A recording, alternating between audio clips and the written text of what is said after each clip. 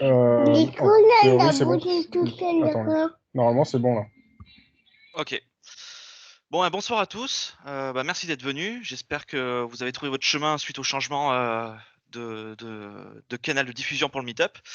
Avant de commencer, avant de laisser la main à Fabien, je vais vous présenter rapidement un petit questionnaire qu'on a mis en place avec Florent pour arriver à saisir ce que vous souhaiteriez comme session, comme type de session, comme récurrence. Donc vous pouvez vous connecter sur https://nextgendatacenter.eu/questionnaire. Et il y a un petit questionnaire que vous pouvez remplir en 1 ou 2 minutes et ça nous aiderait à savoir qu'est-ce que vous voudriez voir comme meet-up, comme meet-up quoi. Sachant qu'on n'est pas bloqué en termes d'éditeur, hein, on fait pas que du Microsoft, hein. Si vous voulez voir du VMware, on peut faire du VMware. Si vous voulez voir, je sais pas, du Vim, on peut faire du Vim. Enfin voilà, la seule limite normalement, c'est qu'on fait de l'hybridation. Donc j'espère que Fabien a pris en compte ça dans sa présentation. Donc voilà, donc n'hésitez pas à donner votre retour et on prendra en compte pour les prochains meet-up. Voilà, donc je vais passer la main à Fabien qui travaille donc chez Microsoft et qui va vous présenter comment déployer de l'AKS, donc l'Azure Kubernetes. Donc moi j'y connais rien, donc je vais l'écouter attentivement, quoi. Ok. Merci Romain. Alors attends, je vais partager mon écran. Tac. Et vous allez me dire quand c'est bon, quand vous le voyez. Vous me dites. C'est Attendez. magnifique. Moi je le vois. Ouais. Ouais. Tu vois quoi? Tu vois la Pour fin aller plus d'ailleurs. loin. Ouais. Voilà. C'est bien. Et là c'est mieux là. J'ai la fin encore là. Attends, ça arrive, ça arrive, ça arrive. Tu travailles en Normandie, toi, y a pas de réseau là-haut, non? C'est ça? Je suis pas en Normandie, je t'emmerde pour commencer. Ah mince, c'est vrai que c'est enregistré quoi. Excusez-moi pour la grossièreté. Là c'est bon, vous voyez, c'est le premier Ouais, slide là. c'est ça, c'est bon. Ouais, donc comme disait Romain, déjà merci Romain pour l'invitation. Et c'est plutôt cool. Ça me fait plaisir de vous présenter ça. Donc moi je m'appelle Fabien Dibaud, je bosse chez Microsoft depuis 7 mois. Je suis alors c'est un bien gros mot, Cloud Solution Architect. L'idée c'est que je suis un gros geek qui aime bien monter des infra résilientes et qui aime bien expliquer comment le faire à mes clients. Voilà, donc j'adore Docker, j'adore le cloud. Bon, ce soir, ça va être hybride avec une petite astuce. Tu verras, Romain, tu m'en voudras pas, j'espère. C'est un hybride simulé et voilà. Ça fait un petit moment, ça fait peut-être 2 ans que je bosse avec AKS, où on essuyait pas mal de plâtre avec les premières versions qui étaient avec ACS Engine et puis après AKS Engine chez des clients. Donc j'ai pas mal navigué là-dedans.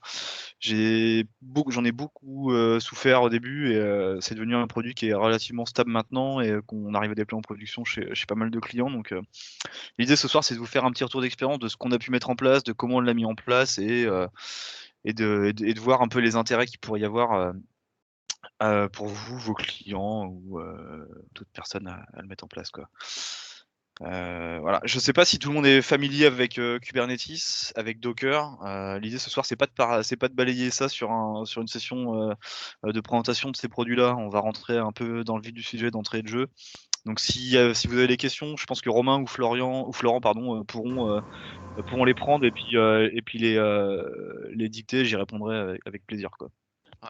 N'hésitez pas à poser vos questions dans le chat, je les prendrai au fur et à mesure et je les poserai à Fabien s'il faut derrière, quoi.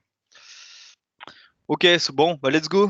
Du coup, Azure Kubernetes Services. Tout d'abord, pourquoi Kubernetes? Parce que en fait, donc les conteneurs, il y a une grosse hype dessus depuis quelques années maintenant. Les développeurs trouvent ça cool, les mecs de l'infra trouvent ça cool parce que c'est simple à déployer, c'est complexe à administrer, mais il y avait un sujet majeur quand même pour que ça rentre en production sur des autre part que sur des POC. C'était en fait, il nous fallait quelque chose de stable, donc hautement disponible pour gérer les contraintes SLA qui sont imposées sur la plupart des applications. Quelque chose de scalable, hein, on voulait pouvoir gérer la montée en charge assez rapidement, quelque chose de plutôt sécurisé, même si ça reste du conteneur et que des fois des gens font n'importe quoi. Et Kubernetes apporte aussi la réparation automatique en cas de crash d'un service et enfin quelque chose qui est indispensable pour la production, il nous fallait du monitoring, quoi. Donc pourquoi Kubernetes? Parce que ça remplit toutes ces conditions-là et un peu plus, on va le voir, il y a une grosse communauté qui est derrière. C'est un produit qui évolue très, très vite. Alors c'est aussi une de ses faiblesses, hein. J'entends par là que les outils que vous pouvez utiliser ne marchent peut-être pas avec les nouvelles versions de Kubernetes et cetera. Il faut, bien, faire attention à vos montées de version. Enfin, c'est comme n'importe quel outil. Quand on passe en prod une version, quand on veut faire une montée de version, ne pas hésiter à tester avant, que les API Kubernetes n'ont pas changé notamment. Hein, parce que croyez-moi, des fois ça part à volo, quoi. Voilà, donc Kubernetes, c'est l'orchestrateur de conteneurs, donc leader du marché. Il y en a quelques autres, hein, mais Mesos DCOS par exemple, mais enfin, dont j'entends jamais parler. Il y a Docker Swarm, qui est plus pour quand on veut jouer un peu à la papa. Mais voilà, Kubernetes, c'est le leader du marché. Nous, les clients ne parlent que de ça. On n'a pas un projet de conteneur en prod autre que Kubernetes. Et, euh, et donc voilà, quoi. Vous montrer un peu à quoi ça ressemble en fait une architecture Kubernetes sur Azure. Voilà un petit schéma. Alors pardon, non pas sur Azure, ça c'est une archi Kubernetes qui pourrait être montée chez vous notamment, dans n'importe quel cloud, dans n'importe quel cluster VMware ou que sais-je. Le souci d'un Kubernetes en fait, c'est que à déployer, c'est un peu touchy, quoi. Faut être un peu barbu et un peu cinglé pour le faire, mais ça marche, hein, enfin, il y en a plein qui le font. C'est compliqué à maintenir. Voilà, les logs sont pas toujours très parlants. Les mises à jour des moteurs Kubernetes sont assez compliquées à gérer. Ça ressemble, enfin, moi je compare un peu ça à de l'OpenStack, c'est-à-dire que voilà, c'est bien, c'est beau, ça marche, mais quand ça commence à partir en sucette, c'est assez compliqué à remettre dans le droit chemin, quoi. Donc c'est pour ça que du coup, il y a les providers cloud en général ont tous sorti leur version packagée. On appelle ça du container as a service, mais c'est un service Kubernetes qui est packagé avec des commandes qui vous simplifient la vie. Et, euh, et du coup, vous avez à droite du slide en fait un schéma d'architecture que vous pourrez retrouver sur AKS notamment, qui est composé de différents services. Alors je vais les expliquer rapidement histoire que vous compreniez un peu comment ça marche. Hein, vu que je sais pas qui connaît AKS ou Kubernetes là-dedans, je fais un petit focus rapide. Donc en gros, comment ça se passe? En fait, dans Kubernetes, vous avez un ou plusieurs nœuds master et des nœuds workers. Voilà. Sur le nœud master, vous avez ce qu'on appelle l'API serveur, qui est en fait le point d'entrée et ce qui va permettre d'orchestrer, ce qui va permettre à tous vos nœuds slash utilisateurs, administrateurs, slash autres masters de communiquer ensemble. Hein, c'est le point central en fait de toute l'architecture Kubernetes.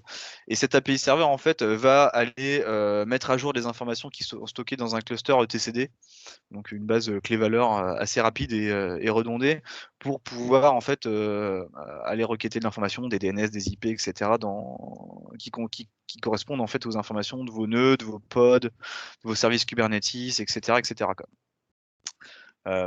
Voilà, cet API serveur s'appuie sur deux autres services, le controller manager qui va permettre de gérer tout ce qui est service account, tout ce qui est réplication de conteneurs, enfin de pods pardon, dans mon architecture. Ça va gérer aussi la création des namespaces, l'isolation qu'on va pouvoir mettre en œuvre dans les namespaces avec les policies. Ça va gérer toutes ces choses-là un peu on va dire stratégiques.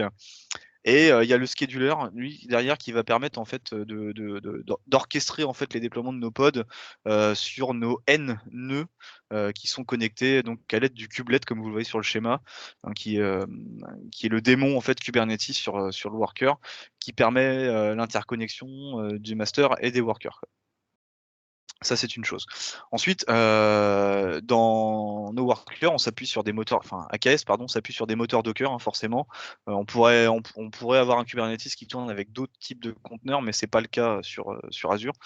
Sur ce démon Docker, on fait tourner des conteneurs qu'on rassemble dans des pods. Alors là, sur le schéma, il y a spécifié plusieurs conteneurs par pod.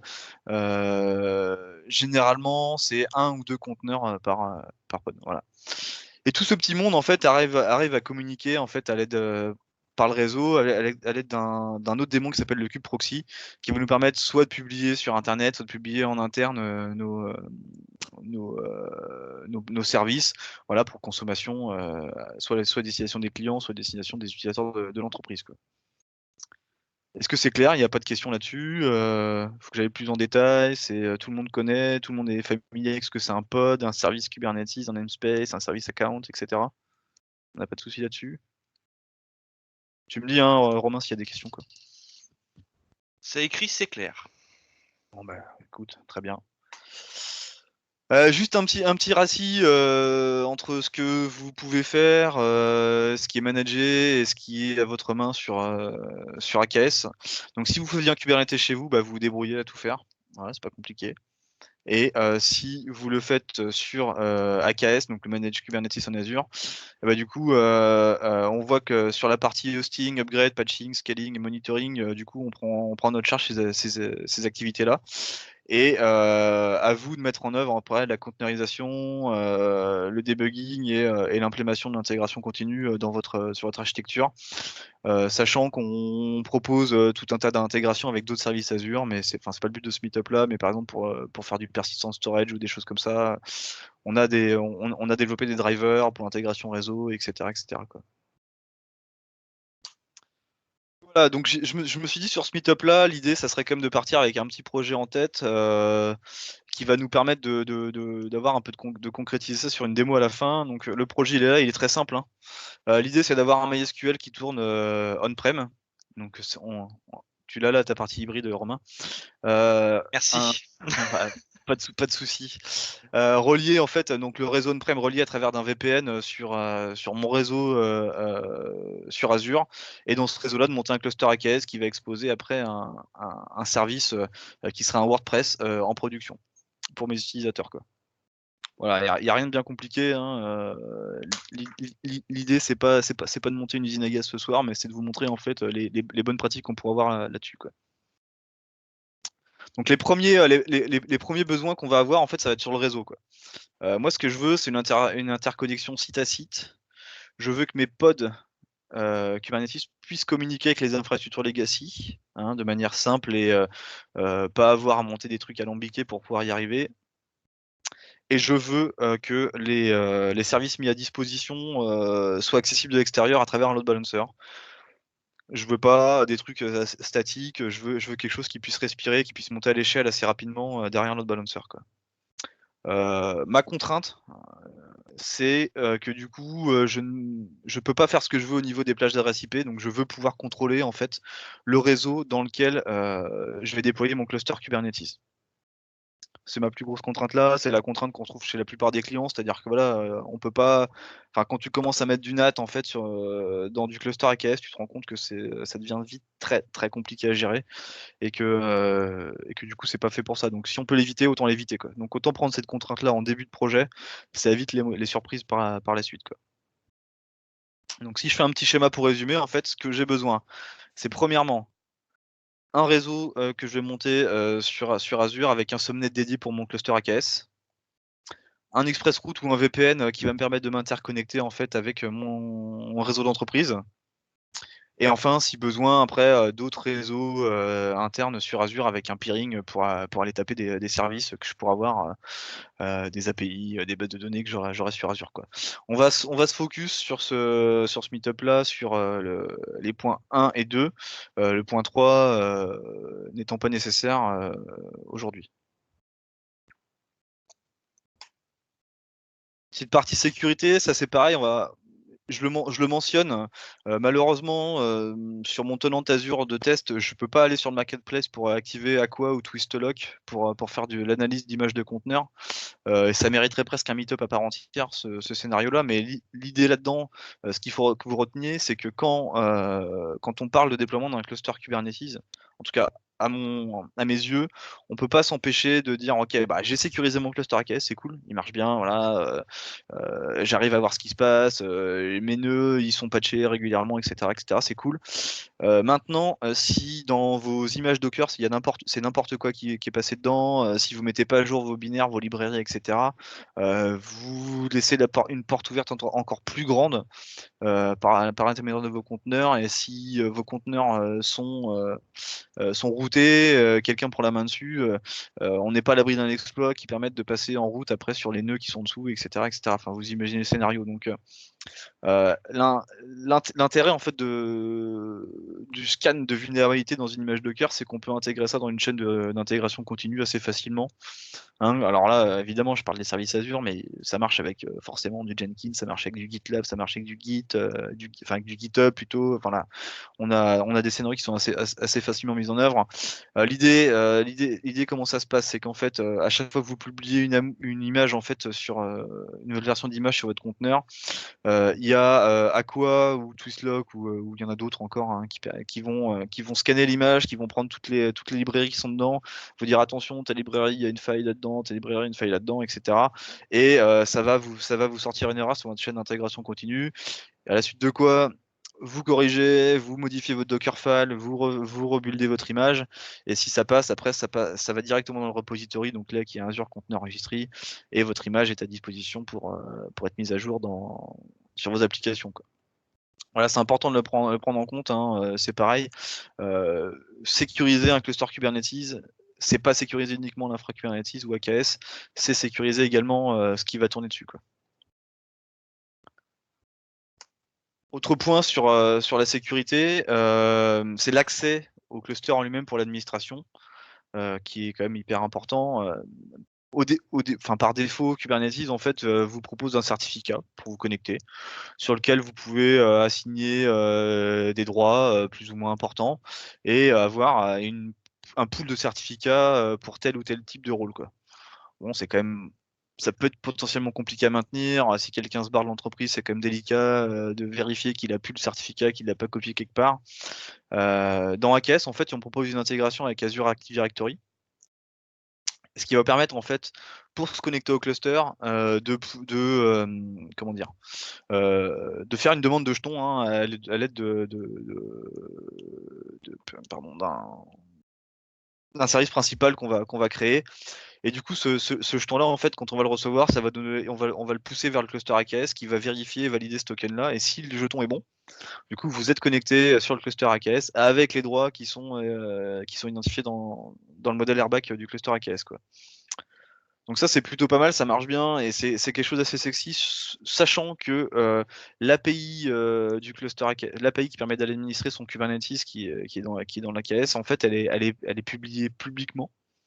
Il n'y a pas encore de possibilité avec la version, on va dire, packagée dans le portail Azure, de le faire avec une API privée, quoi, avec un API Engine privé, quoi.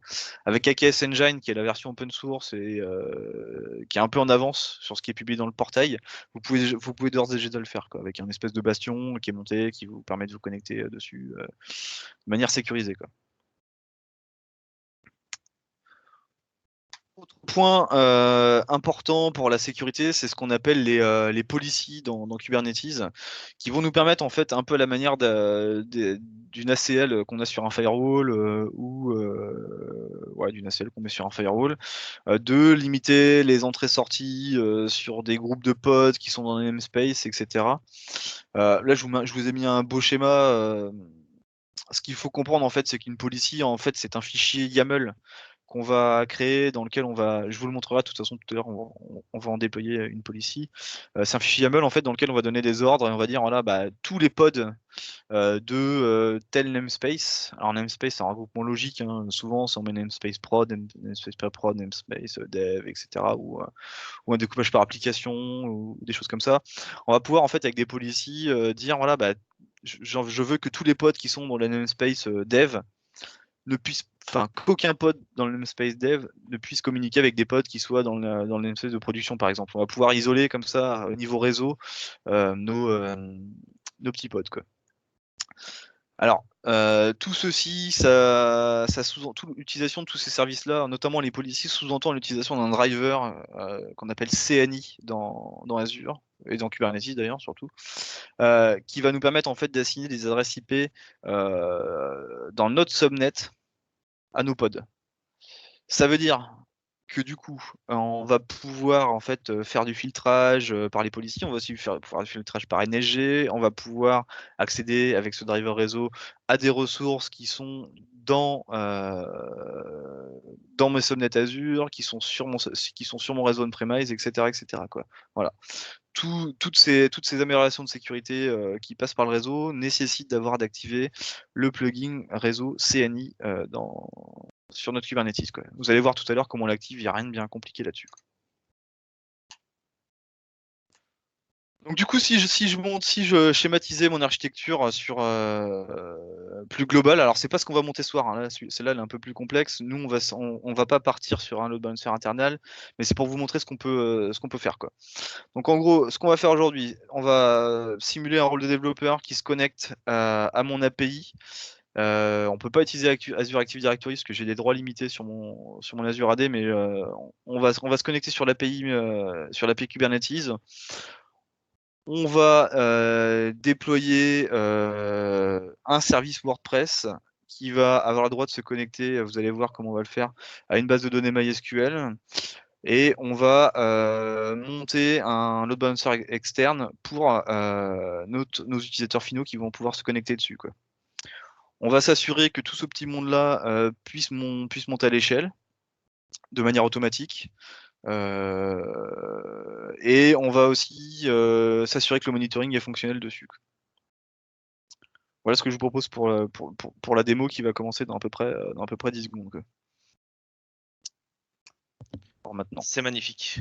Voilà, fini les slides, on passe à la vraie vie. Hop.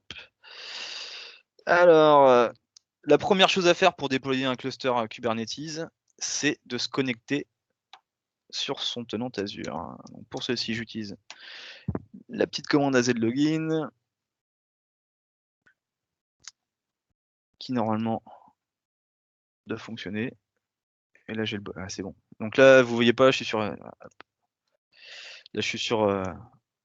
mon navigateur, ça me pousse automatiquement une fenêtre sur mon navigateur pour me connecter.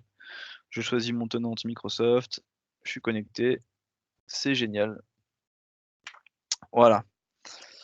Donc maintenant, ce qu'on va faire, c'est que pour en fait que mon cluster AKS puisse interagir en fait avec l'environnement Azure en lui-même. Fabien, je te coupe 30 secondes, on voit toujours tes slides là.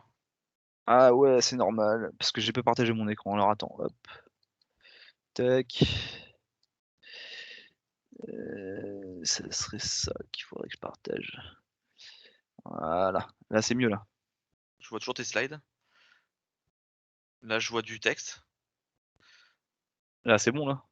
Bah, je vois une console avec du JSON, quoi. Ok, bah c'est bon, c'est ça qu'il faut voir, quoi. Donc là, je me suis connecté en fait, ouais, donc vous avez rien vu, mais j'ai tapé azlogin, ça m'ouvre une fenêtre dans mon navigateur, ça me met avec un prompt pour entrer mes credentials. Une fois que je suis connecté, donc là j'ai mes souscriptions Azure qui sont listées. Et maintenant, je vais pouvoir commencer à déployer mon cluster. Alors, avant de déployer mon Attends, cluster, ouais. tu peux zoomer parce que apparemment c'est écrit un peu petit quand même. Pour se mettre en plein Ouais. écran ou. Alors en plein écran, ça changera rien. Par contre, j'ai modifié la taille de la police. Ouais. Est-ce que c'est mieux pour nos amis les aveugles? C'est mieux là? Ouais. Moi je vois clair là. Ok, bon, on va dire que c'est bon. Ouais, du coup, donc là, premier truc à faire pour m'assurer que mon cluster puisse communiquer en fait avec l'ensemble des services Azure, parce que il va automatiquement aller piloter les load balancers, il va faire des actions dans les VNet, il va créer des NSG, enfin des firewalls, il va faire tout un tas d'actions. Je vais d'abord commencer par créer on va dire c'est un service principal, c'est comme un compte de service qu'on va créer dans Azure Active Directory, quoi. Donc voilà, c'est une petite commande, il n'y a rien de bien compliqué là-dessus. Ça va me sortir encore un JSON avec deux choses intéressantes. Bon, l'Azure Client on s'en fout, le name on s'en fout, l'API et le mot de passe. C'est ce qui va permettre en fait à mon cluster Kubernetes d'avoir les credentials nécessaires pour aller faire joujou sur mon tenant Azure, quoi. Ça, je me note bien l'API. Alors, je vais me le mettre de côté. Hop, sur mon autre écran, tac. Et le password.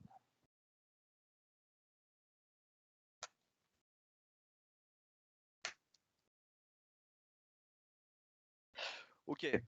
Ensuite, ce qu'il va falloir que je fasse, c'est aller récupérer en fait. Donc j'ai monté un subnet, j'ai au préalable monté un subnet dans Azure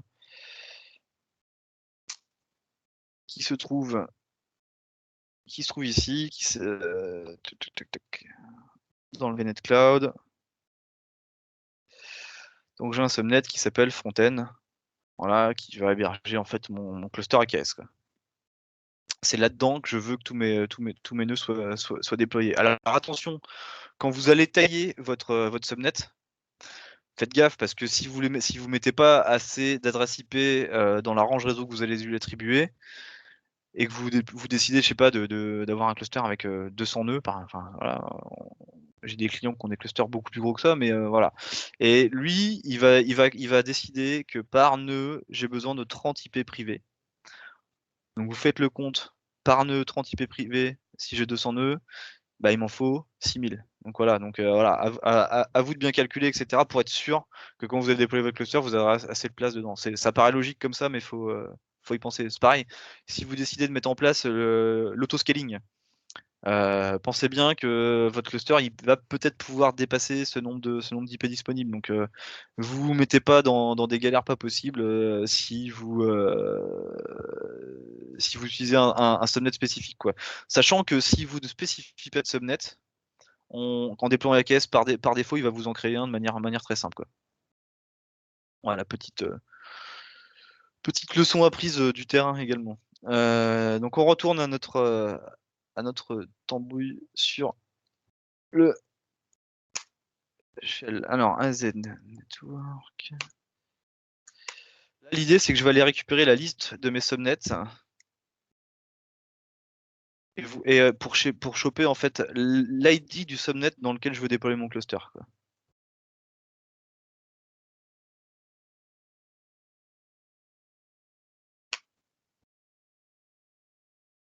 Mon VNet s'appelle Cloud et je veux qu'il m'affiche de manière un peu sexy.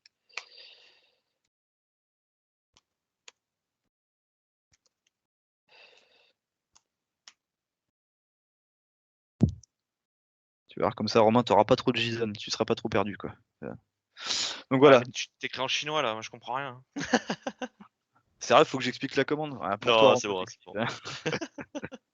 Donc voilà, donc là j'ai l'ID de mon subnet là, donc c'est assez simple, hein. J'aurais pu le générer d'une autre manière si je connaissais mon ID de souscription. On voit en fait que la chaîne elle a assez simple: souscription, ID de souscription, le resource group, le nom du source group provider, le VNet et le subnet qui va avec, quoi. Donc ça je me le mets de côté, c'est pareil, hop,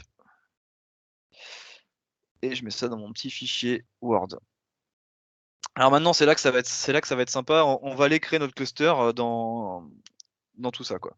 Dans ce subnet là plutôt. Alors, la commande par défaut elle est assez simple, hein, c'est az aks create. Cependant, alors on va lui donner le petit resource group où je veux qu'il se déploie. J'aurais dû donner un resource group un peu plus petit, quoi. C'est pas grave. Ensuite, on va lui donner un nom à notre cluster. Hop.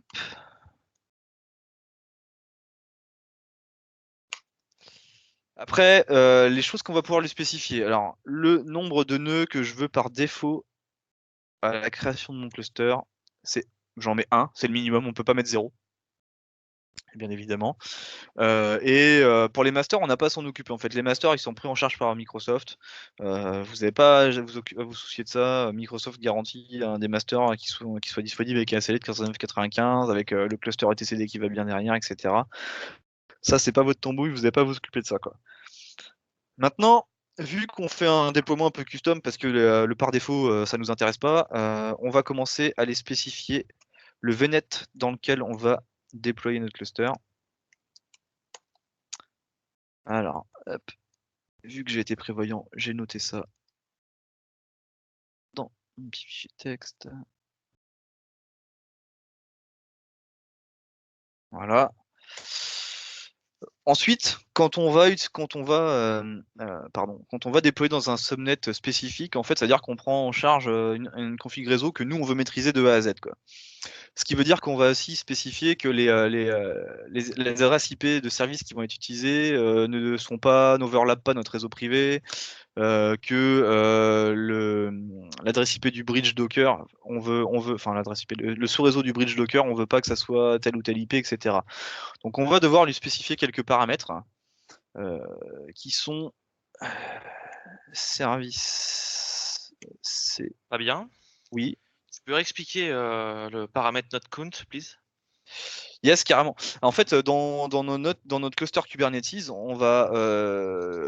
on choisit combien de nœuds on va avoir, combien de workers on va avoir dans notre cluster en fait. Et le node count, en fait, c'est simplement le nombre de workers qu'on va avoir dans notre cluster à la création, quoi. En fait, si je vous remonte les slides de tout à l'heure. Un node, c'est un pod, hein, c'est ça? Non, un node, c'est ça. Un node, c'est quelque chose qui va contenir nos pods, en fait. C'est en gros, grosso modo, c'est une VM, quoi, si on veut, quoi. C'est une VM de mon cluster Kubernetes, quoi. Je savais bien tout à l'heure que c'était pas tout clair tout ça, quoi. En fait, le master dans le cluster AKS, c'est pris en charge par Microsoft, donc ça, on ne s'en occupe pas. Et en fait, ce qu'on va déployer en créant notre cluster AKS, ce sont des workers qui vont aller héberger en fait l'ensemble des pods slash conteneurs, on dit pod dans le monde Kubernetes, qui vont héberger nos services qu'on va conteneuriser, quoi. Est-ce que c'est clair? Donc la question, c'est est-ce qu'un node, c'est une instance, c'est bon, c'est ça? Un node, c'est une instance, ouais, c'est ça. C'est une instance de mon, c'est une VM, quoi, en fait, un node, quoi, si tu veux, quoi. Une instance, une VM, on l'appelle comme on veut, quoi. Ok. Donc du coup, voilà, là j'ai spécifié le subnet dans lequel je vais déployer, et là je vais dire que les services Kubernetes tournent sur un réseau qui est utilisé nulle part, ni sur mes VNet Azure, ni sur mon réseau on-prem. Voilà. Ensuite, il faut absolument que le service DNS, hop là, le service DNS interne à Kubernetes est une IP fixe. Donc je vais lui spécifier une IP. Voilà, par exemple celle-là, qui n'est évidemment utilisée nulle part. Et enfin, il faut spécifier une adresse pour le bridge Docker qui va vous permettre de interconnecter nos réseaux.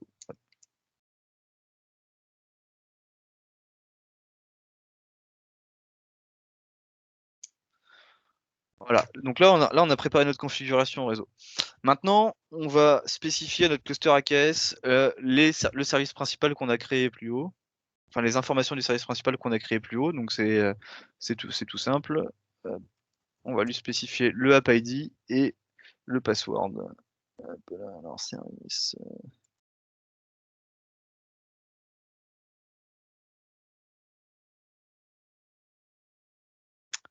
Et le clear.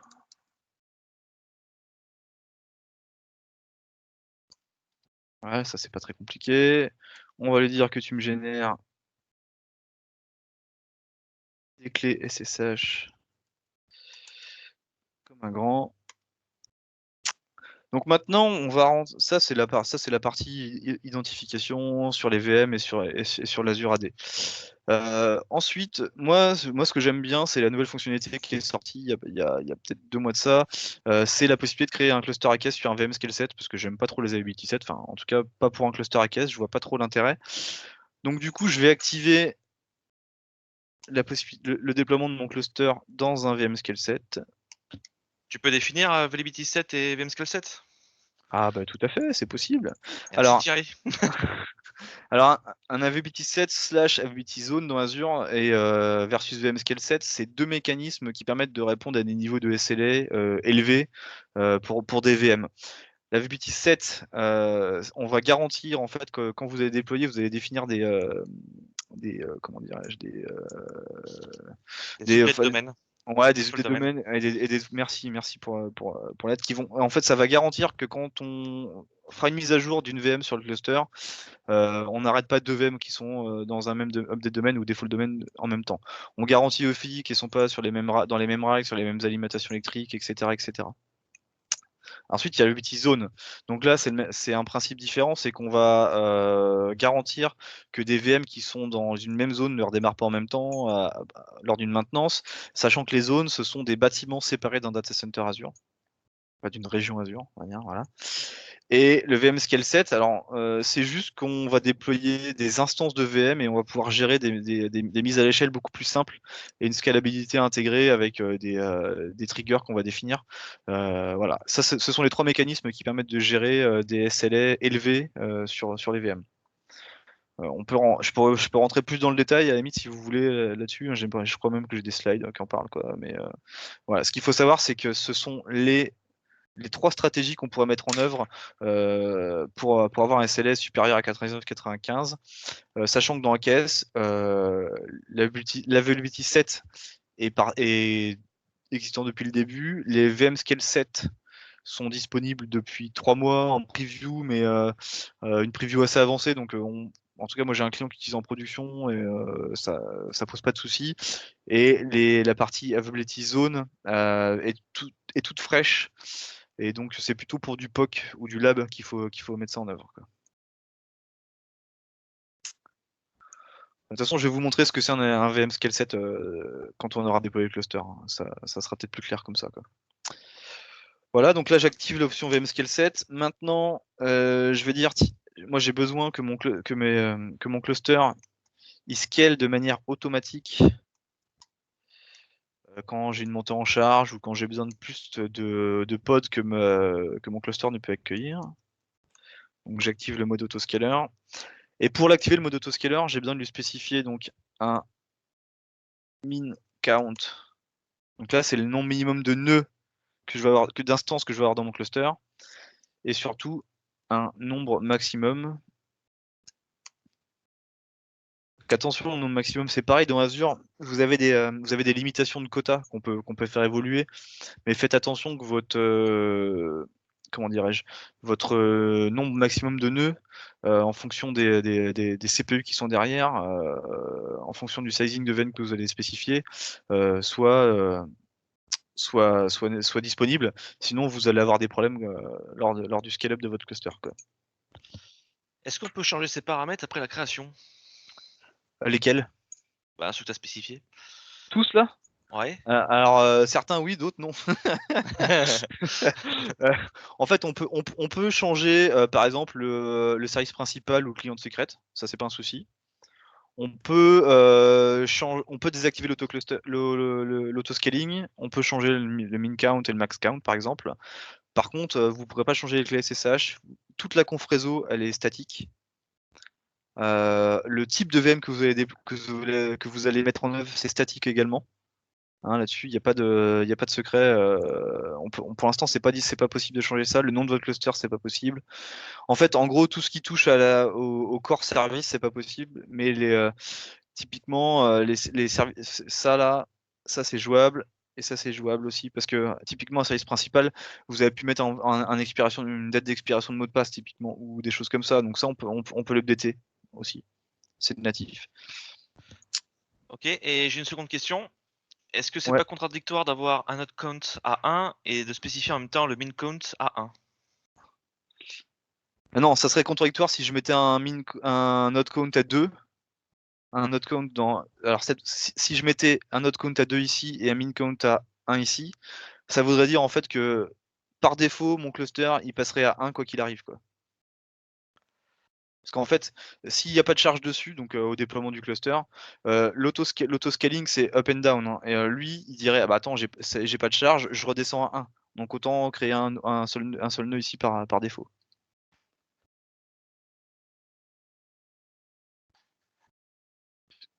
C'est clair? Pour moi, oui. Ok. Et enfin, un truc hyper important que j'ai oublié de spécifier dans ma commande, parce que sinon tout ce petit truc ça va pas marcher, ça va me péter une grosse erreur. Je vais lui dire que tu utilises le plugin réseau Azure, donc qui équivaut au CNI dans Kubernetes. Et donc normalement, si j'ai pas trop merdé, si j'appuie sur Entrée, ça va lancer le déploiement de mon cluster.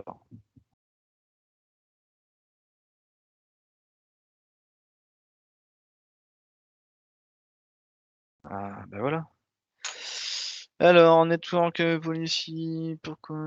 Ah putain, c'est pas Network Policy, c'est Network Plugin, pardon. Excusez-moi pour la vulgarité.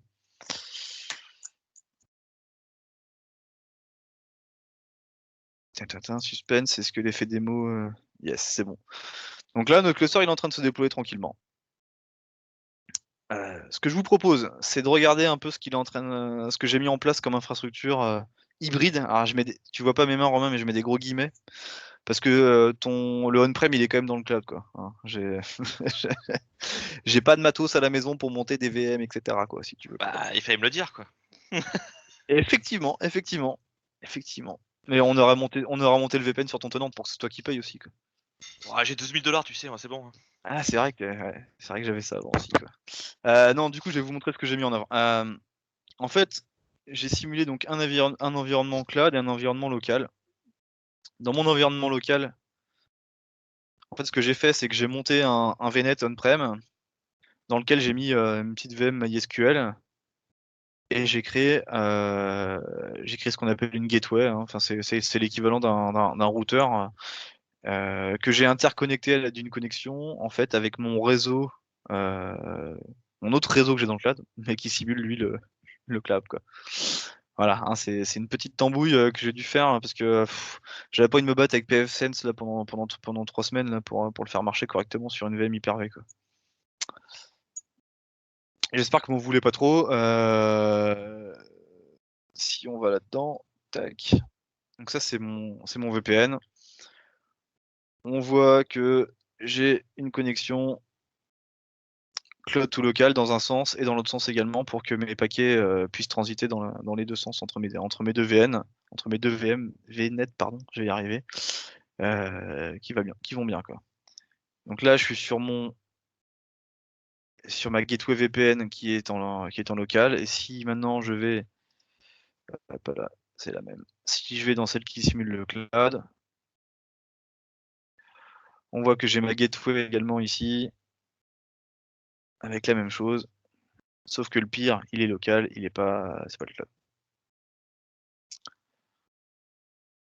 Voilà. Qu'est-ce que je peux vous montrer d'autre? Bah, ça commence à se déployer, donc voilà, c'est pas mal. Donc là, j'ai mon cluster AKS qui commence gentiment à se déployer. Hein, on voit qu'il a une super adresse imbitable.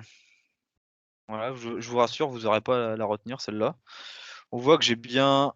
Alors j'ai un node pool. Hein, je vous dirai ce que c'est tout à l'heure les node pools, mais on voit bien que j'ai juste un pool qui est. Non, on voit pas que j'ai un pool pour l'instant dedans. Enfin, j'ai un node pool dans lequel j'aurai un pool. On voit ici, comme je vous le disais tout à l'heure, que je vais pouvoir upgrader. Pour l'instant, je peux pas upgrader, mais dans des versions de Kubernetes différentes. On n'est pas complètement sur Microsoft, on n'est pas complètement, on suit pas le rythme de Kubernetes de publication des nouvelles versions. Vous imaginez bien que c'est impossible. Ça sort pas tous les jours, mais à un rythme effréné. Mais on propose des nouvelles versions assez régulièrement. On voit ici que si je veux scaler mon cluster, bah, j'aurai juste à bouger le petit curseur ici pour multiplier mes nombres de VM. Au niveau du réseau, on va retrouver les informations que j'ai mises tout à l'heure. Pour l'instant, j'ai pas besoin de faire de routage HTTP. Et en plus, comme on vous dit, c'est pas conseillé pour la prod. Les policies, pour l'instant, on n'en a pas déployé. Le déploiement de center, hop là, pardon. Tac. Pour l'instant, nous, on déploie pas d'application, on n'a pas d'application avec un repo qui est prévu dedans, etc. Donc ça sera sur un autre meet-up. Si celui-là vous a plu, on en fera un autre plus détaillé sur le déploiement, la mise en place d'un pipeline Kubernetes, enfin avec AKS dans Azure, avec du Helm, avec des choses comme ça. C'est possible de faire ça. Donc là, mon cluster, mon déploiement tourne toujours. Ce qu'on peut voir aussi, c'est que hop, il m'a créé un nouveau resource group. Alors je te pose une question de Florent, je vais te poser la question mais je la comprends pas donc je la lis mot pour mot.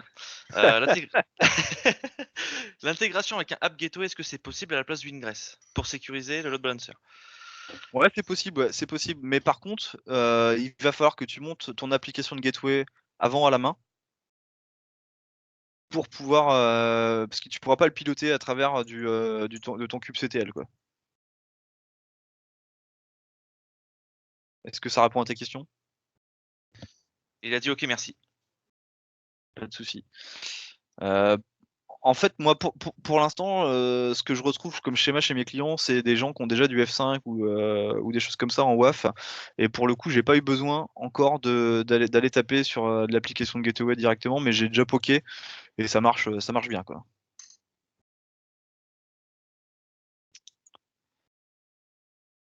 Donc ouais, du coup, est-ce que tout le monde sait ce que c'est un ressource group sur Azure d'ailleurs? Parce que c'est peut-être pas dit là, je vais vite, sur ça, je présume que tout le monde connaît, mais, j'en sais rien en fait. Donc La réponse est non. eh bah, très bien, bah et ça tombe bien, j'ai du temps pendant que le cluster se déploie, donc merci à la personne qui a répondu non, ça ça m'arrange. Donc un resource group, en fait, c'est un regroupement logique, de services Azure, qui vont me permettre de définir plusieurs choses. Une localisation, alors pas forcément de tous les services, mais au moins de la cré à la création du ressource group. C'est ce qui va nous permettre de créer, tout ce qu'on appelle les templates ARM, qui sont des fichiers JSON, que Romain adore, hein, j'imagine et qui nous permettent d'automatiser, de déployer de manière idempotente, en fait, les services Azure. Et tu sais que je kiffe, hein, j'ai déjà fait des templates et j'ai mis en public sur GitHub, hein. Waouh, mais tu as changé Romain, tu ce n'est ce à une époque, tu t'en lavais les doigts de tout ça, tu te souviens? Ouais, mais je me suis rasé la barbe du coup à ce moment-là, quoi. Ah OK, d'accord, ouais, je comprends et tu arrêté de boire de l'alcool aussi, j'imagine, toi? OK, donc ouais, du coup, ouais, quand on crée un cluster AKS, en fait, il va nous créer un resource group, qui est assez avec un nom qui est assez imbitable, mais qui est utile, en fait, et que lui va utiliser pour faire des upgrades de version de cluster ou des mises à jour de cluster. En fait, la commande AZ upgrade, par exemple, va, savoir aller lire dans les ressources group, concaténer les informations et aller taper dans le bon ressource group sans que vous ayez spécifié, quoi. C'est uniquement pour des questions de gouvernance interne, au service AKS, quoi. Donc on voit quoi? Qu'il nous a créé un petit vmscale7 qui a un super joli nom aussi. Dedans, si tout se passe bien, normalement, j'ai une seule instance de VM qui a été créée, donc en cours de création en tout cas. Voilà, donc tout va bien. Et un petit NSG qui va permettre en fait, pour l'instant pas grand chose, mais qui va à chaque fois qu'on va rajouter en fait des services, et les publier pardon à travers un load balancer, il va nous créer des petites règles ici pour, autoriser les flux web notamment, qu'on va avoir besoin d'ouvrir à l'extérieur, quoi. Donc ça, ce sont les services de base. On voit qu'il y a pas grand chose, hein, mais, vous allez voir après pendant la démo qui va de manière, heu automatique, s'interfacer en fait, enfin Kubernetes va s'interfacer avec les API Azure pour aller créer d'autres services. Donc là, je suis en train de meubler encore. Bon, il a pas fini, bah, évidemment. Alors moi j'ai une Heu, question quand même par rapport à tout ça. ouais, Comment tu backup tes conteneurs? ça se backup. Comment tu gères la sauvegarde des données, des choses comme ça, en cas d'incident, comment tu gères le retour au service, quoi? Alors en fait, un conteneur, ça se backup pas, déjà. Ça sert à rien en fait, parce que les données qui sont dedans sont éphémères de toute façon, donc tu n'as pas à les backuper. Hein, c'est plutôt tu vas monter des partages. Tu vas monter des disques managés notamment, tu peux monter des blob storage, tu peux monter des file share dessus, en CIFS, en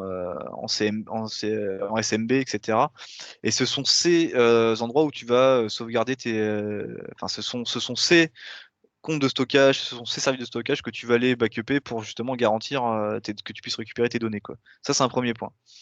Heu, Autre point, si tu veux faire de la base de données, distribuée, parce que de la base de données relationnelle, ça ne sert à rien dans un conteneur, hein, je suis d'accord, Microsoft a réussi à faire tourner SQL Server dans un conteneur. Moi, je maintiens que c'est pour la performance et non pas pour l'intérêt de la chose, car un conteneur doit pouvoir se multiplier et tout le monde sait que quand on multiplie un SQL Server, et ben les données, enfin, comment dire? Il y aura toujours qu'un SQL Server qui sera fonctionnel. Les autres, en fait, ne seront tu peux pas partager des fichiers de données SQL Server, quoi, voilà. Pareil pour Oracle, enfin, en tout cas par défaut dans un conteneur, c'est comme ça qu'on l'utilise. Et donc non, ouais, tes bases de données, pareil, tu vois, tes bases de données MongoDB ou des choses comme ça, tu vas aller mapper, en fait, de manière automatique avec ce qu'on appelle des persistants de volume dans Kubernetes. Tu vas les mapper, du file share ou du blob storage ou du disk manager pour stocker tes informations et ce sont ces services-là que tu vas aller backuper. OK, et tu fais comment pour, gérer un PRA par exemple, admettons que, ben, tu souhaites, étendre ton cluster ou tu souhaites, basculer tes conteneurs d'une salle à une autre, tu fais comment, pour gérer ces choses-là? Au cas où tu as ta salle qui tombe? Alors, bah, ça veut dire que dans ce cas-là, tu es sur AKS, hein, on parle vraiment d'AKS, pas de Oui. Kubernetes, sur AKS, en fait, quand tu as un nœud qui tombe, hein, il va automatiquement aller démarrer, il va dire: «Tiens, tous les pods qui étaient là ont pété, tu vas me les démarrer sur un autre nœud». C'est intrinsèque au service. Alors par contre, je te rejoins si j'ai un VM skill set et que là tous mes conteneurs, enfin tous mes nœuds sont dans la salle qui a cramé, ce qui est pas de bol, mais qui peut arriver, tu mort, tu marron, quoi. C'est pour ça qu'il y a la VPT Zone qui est arrivée et qui lui garantit que tu sois dans 3 salles physiquement séparées, enfin dans 3 salles physiquement séparées, et dans ce cas-là, en fait, si tu veux, Kubernetes, lui, son scheduler va, choper les informations, dire: «Attends, il y a tant de nœuds qui sont tombés, alors je vais d'abord commencer à migrer tous les nœuds, enfin tous les pods qui ont pété sur les nœuds actuels, et si j'ai pas assez, et ben je vais créer d'autres nœuds sur la zone, en fait, sur les zones qui sont pas impactées, quoi». Voilà. Alors après, Et il fait comment? Il y a un ouais, système de quorum derrière, comme un cluster traditionnel? ouais, c'est ton non, c'est pas un système de quorum parce que du coup, tous tes nœuds sont en actif, et c'est juste en fait, quand tu crées un pod, alors, ah non, tiens, je l'ai pas mis. En fait, tu ce qu'on appelle sur un pod un liveness probe qui va, en fait, c'est un service web généralement. De toute façon, un conteneur, ça fait tourner que du web a priori. Tu as un service qui va pouvoir aller, taper sur, une URL, intrinsèque au pod, si tu veux, et si le pod ne répond plus, Kubernetes, il considère que le truc, il est KO, et il en redémarre à nouveau, quoi. OK. Alors après, ça, c'est une première méthode. Moi, ce que j'ai mis en place pour avoir vraiment de la haute dispo entre 2 régions spécifiques Kubernetes, enfin AKS, on a créé 2 clusters, identiques. Et au-dessus ça, en fait, on a ce qu'on appelle un traffic manager, ça doit te parler ça, mais alors pour les autres traffic managers, c'est un load balancer au niveau global Azure, c'est pas rattaché à une région, c'est vraiment un service, global comme l'Azure Active Directory. Et en fait, nos services internes appellent des CNM qui pointent sur ce traffic manager là pour, justement garantir qu'on load balance bien entre 2 régions spécifiques. Mais on a 2 clusters à maintenir, quoi, pour le coup. Est-ce que ça répond à tes questions en termes de PRA ou de PCA? Mais c'est parfait. Et peut-être qu'avec un peu de bol, c'est déployé. Oh, c'est magnifique. Merci, Romain. Et je t'en prie, si tu as besoin de meubler, tu m'appelles. Donc voilà, donc là, j'ai mon cluster qui est déployé, donc j'ai pas mal d'informations. Ça reprend, c'est juste un petit résumé de ce qu'on a fait. Ce qui, par contre, peut être sympa, c'est de récupérer la clé SSH qui a été créée pour les nœuds de mon cluster, quoi. Sinon, vous allez pas pouvoir vous y connecter. Bref, moi, j'aurai pas besoin de m'y connecter, donc je la copie pas. Ensuite, là, ce qu'on va pouvoir faire, la prochaine étape, alors c'est installer le client Kubernetes, mais alors, du coup, moi, je l'ai déjà installé. Hop là, j'ai la polio des doigts. Voilà, donc là, il affiche des choses. Par contre, ce qu'on va faire, c'est que, comme je vous dis tout à l'heure, dans l'idéal, j'aurais dû pouvoir créer, des applications dans mon Azure AD pour pouvoir utiliser l'Azure Active Directory et utiliser Graph API pour l'authentification. Malheureusement, j'ai pas les droits sur l'Azure AD Microsoft, et donc du coup, je suis foutu. J'aurais dû demander à Romain aussi de me filer des droits j'aurais dû faire mes démos sur ton tenant, en fait, Romain, quoi. Mais bref, on va s'en passer aujourd'hui. Donc là, par contre, j'ai une commande avec l'Azure CLI qui va me permettre d'aller récupérer, donc justement, le fichier qui va bien avec les informations, le certificat qui va bien pour me connecter au cluster. Donc là, j'ai une petite commande qui va me choper toutes ces informations-là et qui va me les mettre dans un joli yes. Voilà. Donc là, j'ai récupéré un fichier qui s'appelle kubeconfig, qui contient les certificats pour me connecter au cluster. Et si je fais un kubectl get nodes, normalement, on voit bien que j'ai mon nœud qui a été créé, mon worker, mon instance, on l'appelle comme on veut, qui est un agent et qui est en ta version 1.13. Voilà. Donc là, c'est la première étape. Là, j'ai créé mon cluster dans mon subnet. Si on retourne dans mon subnet Azure, ici, et que je vais voir mes subnets, dans les adresses space, on voit qu'il m'a automatiquement, pré-provisionné en fait des IP pour mes scale sets.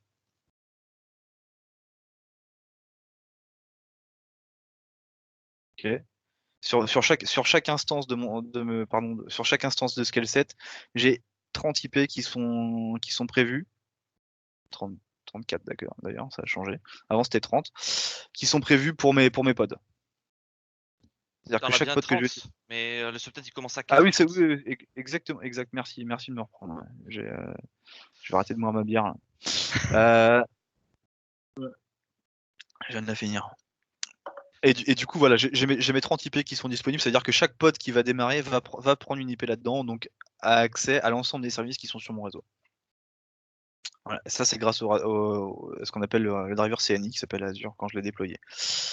Maintenant, ce qu'on va faire, c'est qu'on va aller faire un peu joujou et créer des choses dans mon cluster, avant d'activer les policies, avant d'activer le monitoring.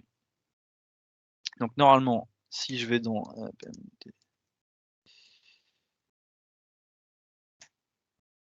j'ai créé quelques petites choses qui nous intéressent.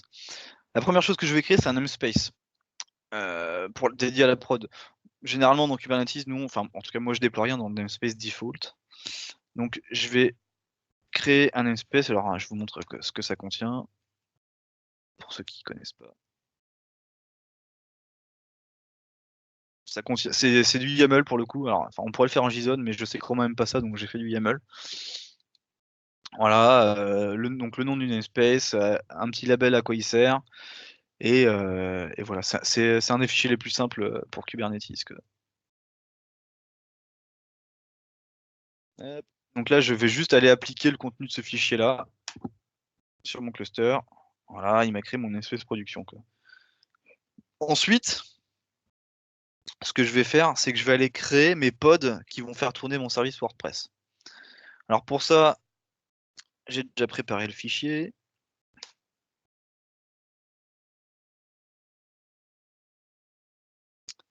Qui contient un peu plus d'informations déjà. Alors, qu'est-ce qu'on a là-dedans? On a un peu de metadata avec le nom, de mon déploiement. On a le namespace dans lequel je veux le déployer, c'est-à-dire que c'est ça qui permet à Kubernetes au scheduler Kubernetes de dire ok, bah ça, au contrôleur manager, ça, tu vois, ce déploiement, tu vas me le créer dans le namespace de production que je viens de créer, un petit label qui va bien. Tu me déploies 2 réplicas du pod. Fabien, Oui. tu peux faire un petit rappel du namespace? Oui, d'accord, ok. Alors, le namespace, bah, c'est un regroupement logiciel en fait de ressources dans Kubernetes.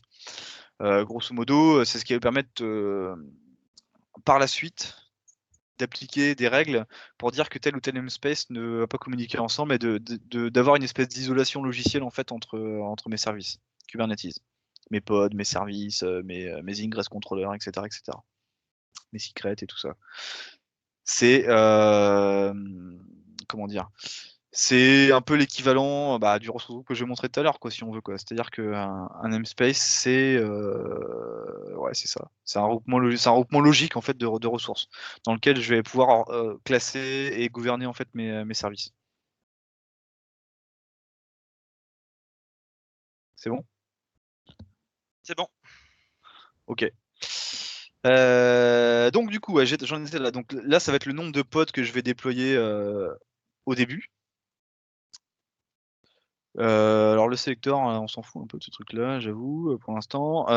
Je veux qu'à chaque fois qu'il y a un déploiement, il soit recréé. Je lui mets quelques petits labels qui vont bien sur mes pods. Les labels, en fait, c'est ce qui va nous permettre en fait de scheduler, d'interagir en fait avec des pods. Au lieu de leur nom, en fait, je vais utiliser les labels. Je vais dire à chaque fois que je vais pouvoir faire une requête, je vais dire bah tu me sors tous les pods qui ont comme label app WordPress et qui sont sur un tiers front-end, par exemple, quoi. Ensuite, je vais spécifier l'image de mon conteneur Docker que je veux utiliser. Donc là, je vais prendre la WordPress 4.8 Apache. Donc là, vu que je n'ai pas spécifié de registry, de repository Docker, en fait, il va me prendre l'image publique. Parce que je suis une feignasse, parce que j'ai pas déployé de registry Docker et que j'ai pas bien fait mon travail. Ensuite, je vais utiliser des variables d'environnement pour lui passer des paramètres. Alors ces variables d'environnement-là, hein, je les ai pas inventées. En fait, j'ai juste été sur le repository Docker. Je vous montre vite fait. On fait WordPress, Docker image, hop. Docker Hub. Vous allez avoir en fait toutes les variables d'environnement que vous allez pouvoir utiliser sur lors de votre déploiement, quoi. Elles sont ici. Et c'est pour toutes les images publiques, c'est assez bien fait. Pour tout ce que vous allez faire dans votre Dockerfile, vous aurez, c'est assez simple à mettre en œuvre également, quoi. C'est le moyen le plus simple de passer des paramètres au démarrage d'une image Docker. Donc voilà, du coup, moi je vais lui filer le host de ma base MySQL. Donc on voit bien que c'est sur une IP qui n'est pas dans le subnet dédié de mon cluster, qui est en 10.0.0.0/16. Et donc là, mon Docker, ma base MySQL est sur un réseau qui est autre. Un petit utilisateur WordPress que j'ai créé au préalable. Et ici, je vais aller récupérer en fait le mot de passe dans ce qu'on appelle un secret dans Kubernetes. Un secret, vous allez voir, tout à l'heure, on va le créer avant de lancer le conteneur. C'est juste un chiffrement avec des gros guillemets en bas 64 de mon secret. Hein, c'est pas un vault qui va stocker les informations, quoi. On pourrait imaginer le faire. Maintenant, ça demande un peu de dev de le rajouter, quoi. Je vais publier un port pour mon conteneur, le port 80, et je vais donner un nom à ce port-là. Autre chose indispensable à mettre en œuvre sur vos pods, ce sont les requests et les limites de ressources. Alors, ces choses-là sont assez simples en fait, hein. C'est-à-dire que moi, je veux limiter au maximum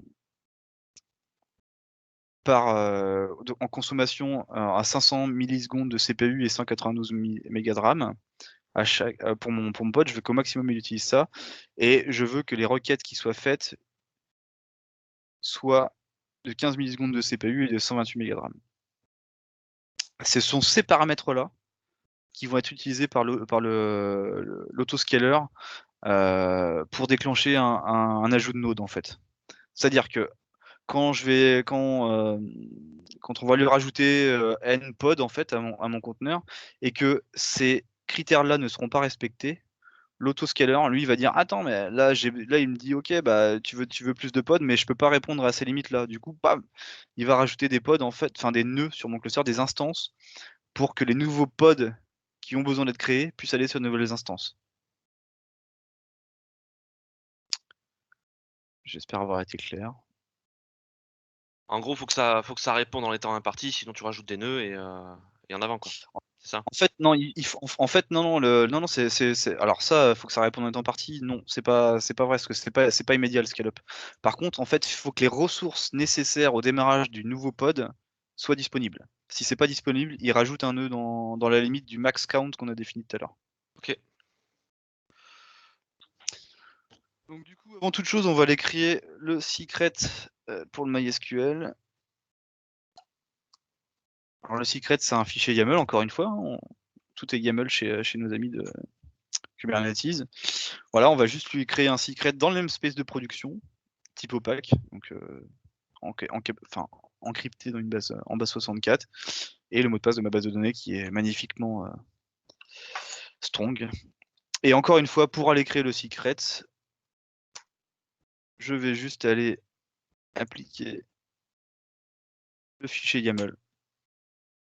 Donc là, il va me créer le secret. Et je vais pouvoir aller déployer mon WordPress.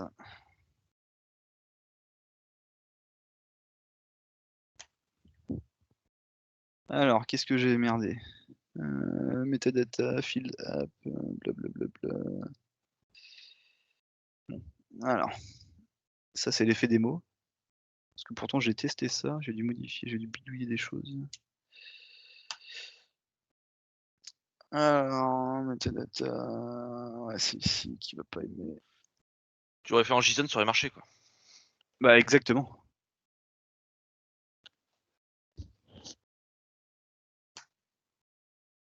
Donc là, en fait, on voit que l'erreur, pour vous expliquer un peu le message d'erreur, qui sont pas toujours simples, il est dans la partie metadata, le déploiement metadata, donc c'est ici. Hop là, c'est ici. Ouais, c'est ça.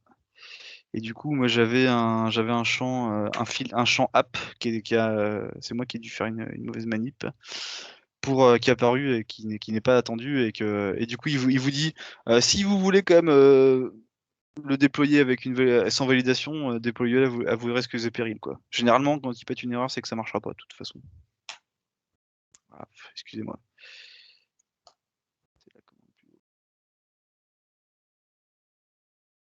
Alors, qu'est-ce qui se passe encore? Blablabla, blablabla. Source name main BMC. Alors, attends, qu'est-ce que j'ai foutu moi? Voilà, un bon debugging de fichier YAML en live.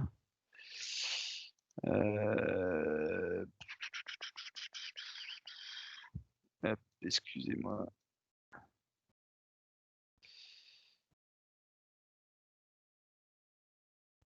Ok, c'est marrant ça, pourquoi ça marche pas?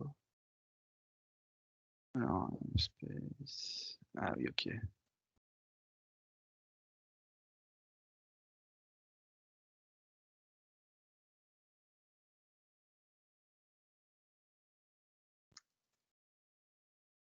Enfin.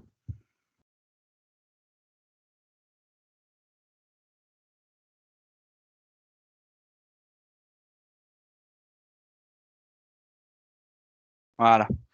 J'avais pas mis de nom à mon déploiement, donc forcément ça ne pouvait pas marcher quoi. Donc ce qu'on peut faire après, c'est aller voir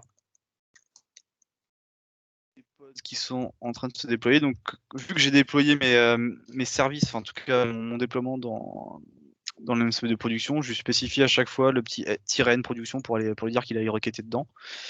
Et je vais lui mettre un petit "-w" pour qu'il fasse un petit watch dessus. Ah bah de toute façon ils sont en train de tourner donc c'est bon. Voilà, donc mes deux pods sont démarrés, on est bien conforme à ce que j'avais demandé tout à l'heure. J'ai bien 2 réplicas de mon service, de mon pod qui sont en train de tourner quoi. Hop, je peux aller voir les logs aussi de mes Apache. Donc on voit bien que j'ai la fameuse erreur MySQL tout pourri parce qu'il retrouve pas le nom, il n'arrive pas à mapper server name, enfin il n'arrive pas à faire le mapping du FQDN. Qu'il a bien copié le WordPress dans var www./html, donc on est pas mal, et que j'ai pas d'erreur MySQL. Donc ça c'est plutôt cool quoi. Cependant là mon service il est pas publié sur internet. Hein, il est pas disponible, il va falloir que je lui applique une IP publique et un load balancer. Hop, donc normalement, si j'ai fait le boulot bien, ici j'ai un fichier service. Donc le service, c'est ce qui va arriver devant mes pods, on va dire ça comme ça, pour aller les publier, que ce soit sur internet, en interne ou enfin en interne sur le cluster ou en interne avec une IP privée. Donc on va aller voir le contenu de ce fichier là. Donc Ce qui nous intéresse, bon ça c'est du blabla. Le port 80, hein, on n'a pas d'ingress controller avec du certificat ou quoi que ce soit pour l'instant mis en œuvre dessus. Le selector, ça va aller taper en fait sur les labels qu'on a mis dans notre déploiement, dans nos pods. En fait, tous les pods qui vont avoir les labels app WordPress et tiers front-end en fait vont être sous le périmètre, on va dire, de ce service WordPress. Et du coup, je veux qu'il soit publié derrière un load balancer, quoi. Et c'est là de la magie de l'intégration avec les services cloud de Kubernetes, avec ce qu'on appelle des cloud providers, c'est qu'il va aller piloter les API Azure pour créer un load balancer de type externe, sans qu'on ait rien à faire. Si je me démerde pas trop mal. Allez, qu'est-ce que j'ai fait encore, quoi.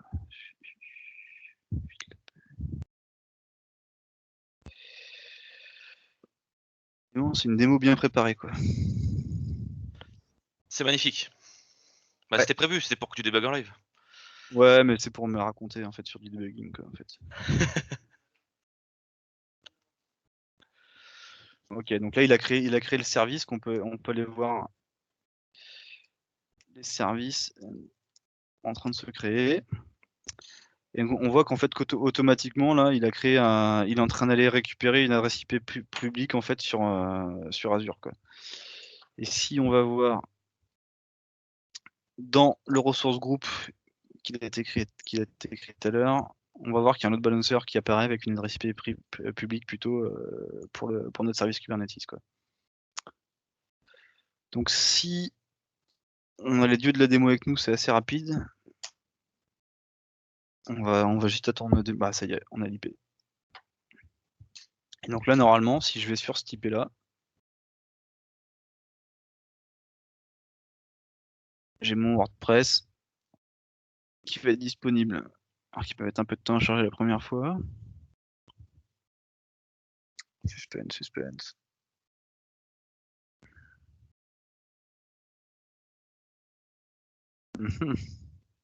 On va lui mettre plus de pods.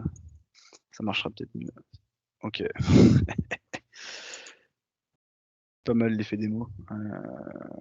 J'ai bien pris la bonne IP. Ouais.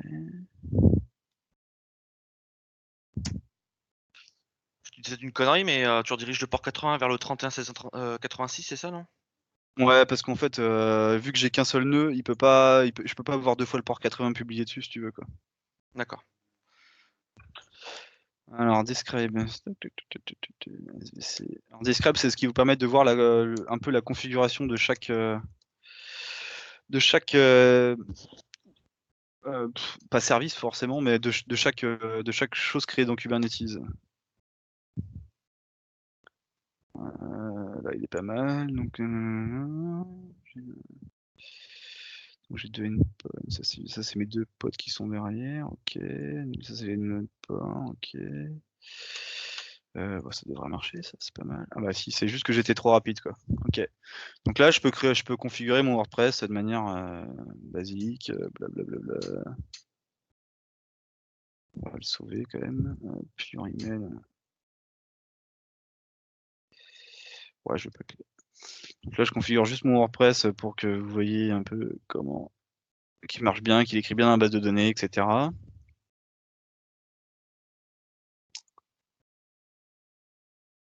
Donc là qu'il est en train de faire tout le temps. Hop. Donc là j'ai un WordPress fonctionnel, quoi. Sur 2 nœuds, etc. Load balancer. Donc là j'ai pas maintien de session, hein, j'ai pas avec les cookies, etc. C'est là où l'application de Gateway fait tout le boulot pour rajouter plus de flexibilité là-dessus, Florent. Mais du coup j'ai mon WordPress qui est fonctionnel, quoi. Maintenant l'intérêt là-dedans, c'est que on se dit bon ok c'est bon, j'ai mon application qui marche, etc.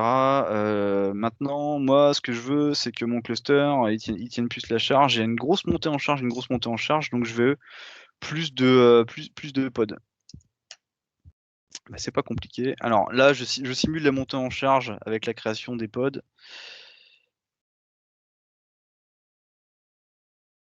Parce que j'ai pas de load tester.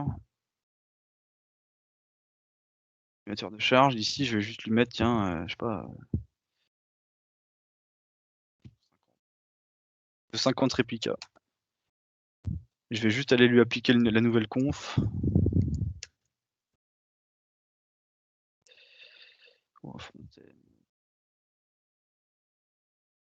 Et donc là, automatiquement, normalement, il va me créer.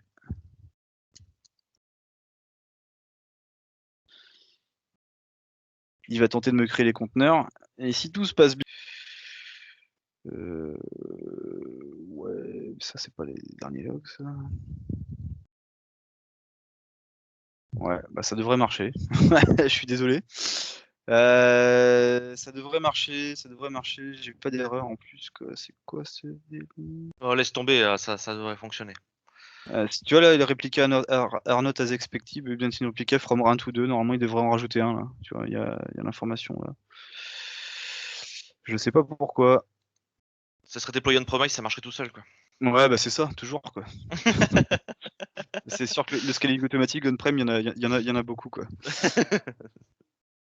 Du coup, ce qui me manque, bah, du coup, on va dire que le cluster il scale là. Bon, voilà. L'intérêt maintenant, c'est de mettre en place du monitoring là-dessus, parce que j'ai pas activé le monitoring, donc j'ai une commande Azure Cli aussi pour faire ça. Je peux ajouter des add-ons en fait dessus ou les désactiver, hein, au choix. Ah, monitoring. Cluster. Source group, je crois que c'est RG.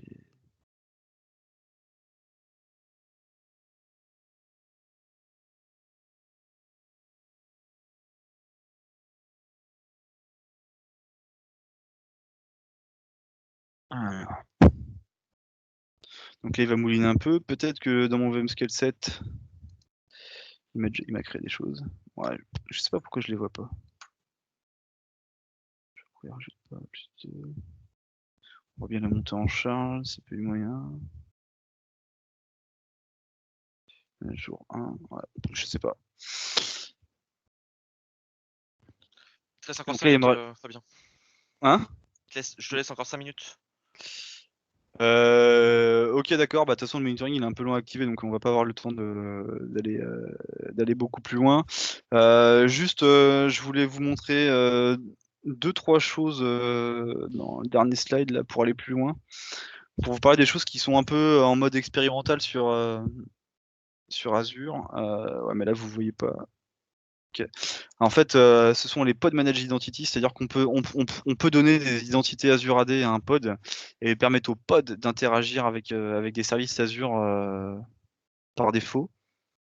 Une petite doc sur l'authentification Azure AD qu'on n'a pas vu aujourd'hui. Le déploiement des petites zones, ce que je parlais tout à l'heure là, qui à mon avis qui sera le truc à mettre en prod là quand ça sera live, quand ça sera JA.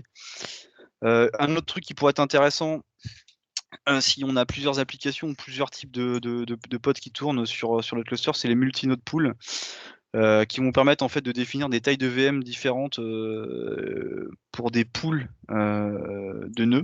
C'est-à-dire qu'admettons, j'ai un nœud où j'ai des front-ends où j'ai juste besoin de CPU parce que du coup ça va juste faire du calcul, et j'ai un nœud où j'ai besoin de faire, je sais pas moi, du traitement de calcul ou du traitement de 3D par exemple, ou tiens par exemple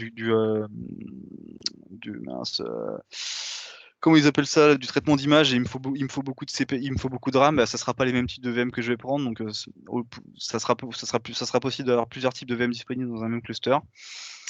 Autre chose intéressante qu'on n'a pas le temps de voir ce soir aussi, ce sont les DaveSpace qui permettent de générer automatiquement des environnements de développement très simples. Très simplement, plutôt ISO prod. Et enfin, mon petit préféré qui s'appelle Kurd, qui permet de faire du patching automatique et du reboot de serveur automatique des nœuds du cluster, quoi. Complètement intégré dans Kubernetes, quoi. Et enfin, quelque chose qu'on n'aura pas vu, je vais juste vous montrer à quoi ça ressemble, c'est les policies dans Kubernetes. Ah bah si, tiens, le monitoring est activé. Les policies, un fichier de policy, ça ressemble à ça. En fait, donc la démo que j'avais prévue, mais que je vais pas avoir le temps de faire, c'est je lui donne un petit nom, je lui dis que tous les pods qui sont dans le namespace développement. Et je dis tous les pods grâce au pod selector ici, je lui dis que en sortie, tu n'as le droit d'aller nulle part. Ici, c'est commenté, là, on voit. Et si je veux lui dire, ok, bah par contre, tu sors nulle part sauf sur ce bloc d'IP là, ça donne uniquement accès à des IP qui sont dans le 192.168.35/24. Voilà, ça c'est une règle très simple qui permet de bloquer en sortie tout ce qui est dans l'environnement de développement, par exemple, quoi. Comme ça, on peut pas aller contacter les bases de données qui sont pour de la prod, etc., etc., quoi. Alors, on peut faire des règles bien plus compliquées que ça, hein, bien évidemment, quoi. L'idée, c'est de juste vous montrer que c'est possible de le faire.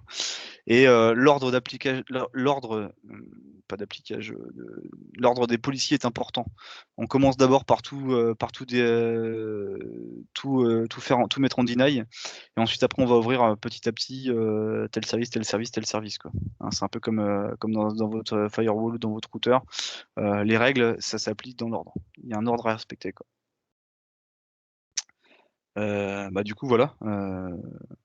Si le monitoring, je vous montre un peu à quoi ça ressemble si vous voulez.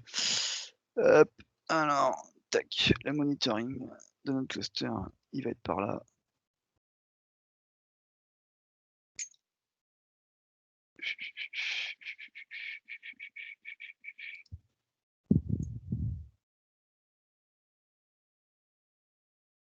Là, forcément, il n'a pas récupéré encore d'informations. Mais ici, si je fais xanométrique, ah si. Donc là, j'ai 150 pods qui sont en run sur mon cluster, ce qui veut dire que mon cluster a dû scaler. Je peux aller chercher des informations custom, je peux aller chercher quelques petites informations pour l'instant. C'est pas, on n'a pas un nombre d'informations hyper importantes. Ce qui est important aussi, c'est que du coup, en activant ce plugin de monitoring, on a accès au log de notre cluster. On peut faire des requêtes assez simples dessus. On peut aller choper des logs, les logs de conteneurs. Enfin voilà, après c'est les logs assez classiques dans Azure. Je suis pas un spécialiste du langage de requête, hein, mais on peut faire des choses assez sexy là-dessus. Voilà. Et normalement, on peut créer des alertes en fait en fonction. Tu vois, si on se rend compte qu'on a N pods qui vont péter tout le temps, tous les jours à la même heure, peut-être qu'il y a un problème. Et du coup, on pourra se faire envoyer des emails, etc., en fonction de ces alertes-là, quoi.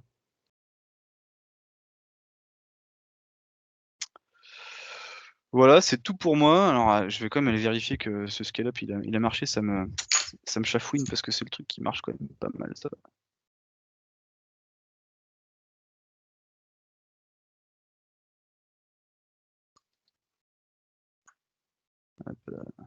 Bah non, je sais. Alors ça restera un mystère pour moi. Pourquoi il scale pas, quoi. Ah, tu chercheras cette nuit? Ouais, super. Ouais. Je vais lui rajouter plus de potes dans la gueule encore. Tiens. On va lui en mettre 500. Ça va le détendre.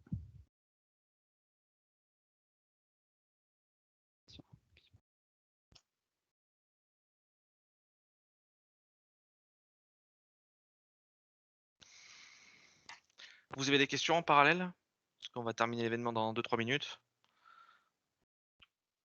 Vous pouvez les écrire dans le chat. Ouais, ou ceux qui ont des micros peuvent le Ou ceux qui dire. ont des micros, ils peuvent parler.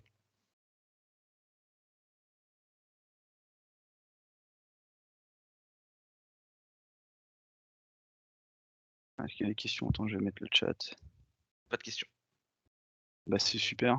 Soit tout le monde a trouvé ça à chier, soit je les ai scotchés.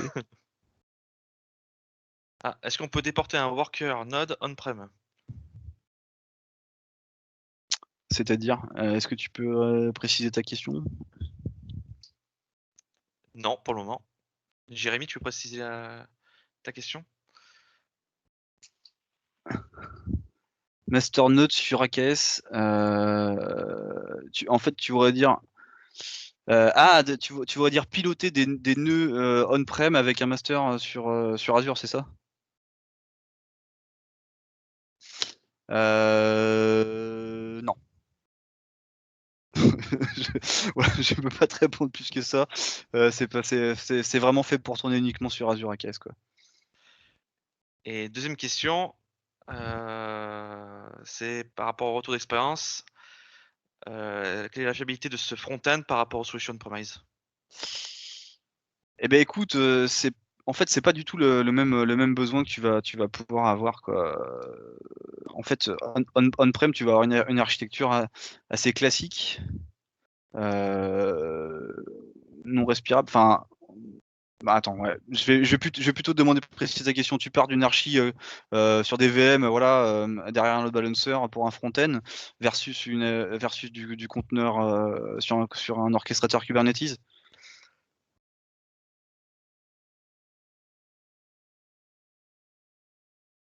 Non. OK. Voilà. OK, donc tu parles d'un cluster sur Azure versus un cluster on-prem, quoi. Ouais, pas de souci, t'inquiète, si tu pas de micro, y a pas de souci.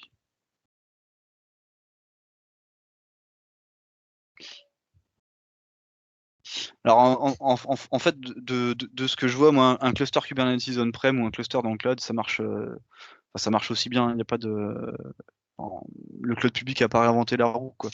Là où c'est intéressant, ça va être l'intégration simplifiée avec tous les services de stockage, tous les services de load balancing. Qui vont être plus simples. Ouais, bah, du coup, c'est ça, ouais, OK. L'intérêt aussi de l'avoir sur Azure, c'est que sur Azure, en cloud public, hein, enfin, je bosse pour Microsoft, mais je suis pas là pour faire de la pub forcément. De l'avoir sur un cloud public, c'est les montées de version qui vont être plus simples. L'interaction avec, ouais, je disais les autres services, notamment pour l'authentification, pour le réseau, et pour tout ce qui va être load balancing et cetera, c'est quand même beaucoup, beaucoup, beaucoup plus simple, alors à mettre en œuvre, mais aussi à maintenir. Voilà, tu as pas de limite en fait sur le compute que tu vas pouvoir, aller taper, hein. En termes de CPU, voire de GPU, tu es un peu open bar. Hem, voilà les avantages. Après les inconvénients du cloud public, c'est que tu vas avoir des limitations en termes de VM que tu peux pouvoir, mettre dans ton cluster. Heu Forcément, tu vas devoir aussi, bien sizer ton cluster parce que les coûts, vont pouvoir s'envoler. Hem, voilà les 2 gros inconvénients, j'ai envie de te dire, quoi, que tu pourras avoir, quoi. Est-ce que ça répond à ta question? OK, cool. Pas de quoi.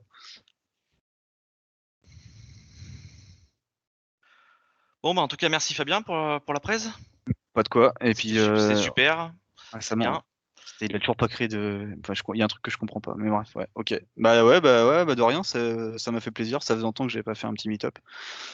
Ça m'avait manqué. Les Bah, tu démos pourras en qui faire foirent, tu pourras venir en faire d'autres pour compléter ensuite. ouais, non, mais enfin, est-ce qu'il y a des gens qui seraient intéressés pour voir quelque chose sur l'intégration AKS avec dans une chaîne d'intervention continue? Ça pourrait être sympa avec test d'image Docker et tout ça. On pourrait se refaire ça. OK, bah, on planifiera ça pour plus tard. Oui, oui, j'ai un peu de taf après les vacances là. OK, et bah, merci à vous en tout cas, aux quelques warriors qui sont restés sur le meet-up.